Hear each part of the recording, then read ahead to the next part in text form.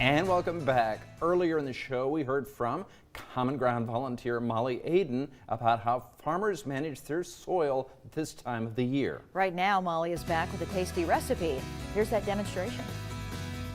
Well, we always love recipes that feature beef. I'm excited about this one. Joining me now with more is Molly Aden with Common Ground. And Molly, what do you have today? Yeah, I have a Hamburger Corn Casserole that was given to me by Allison at my bridal shower. So we've eaten this for 8 years and we just really enjoy it in our family. So you're going to want to start off by browning 2 pounds of ground beef. And I have that done.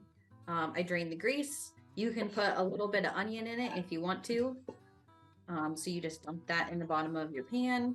Next, you'll take 2 cans of creamed corn and 2 cans of cream of chicken, and you'll dump that in a bowl.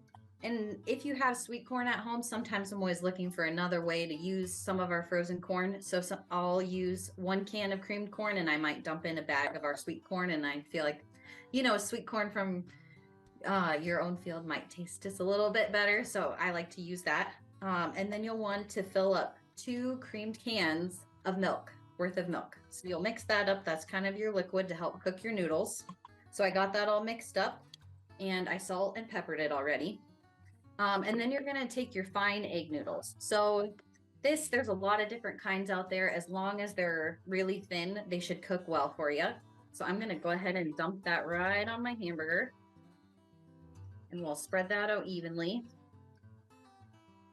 And then I'll just dump my corn mixture over the top. Smooth it over the top just to make sure it coats those noodles. Like I said, that liquid is what's going to cook your noodles for you.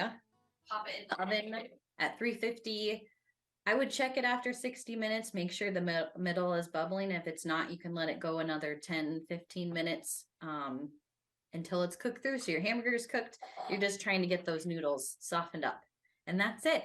It's pretty easy. It kind of uses 2 Nebraska staples in it. So that's probably why we enjoy it so much. Yeah, and you mentioned this was from a friend? Allison Barnes. Allison Barnes, that was her recipe. All right, well, thank you very much. I am excited about that. That looks really good. The definition of comfort food, I think. All right, Molly, thank you very much for being here today. Thanks, John.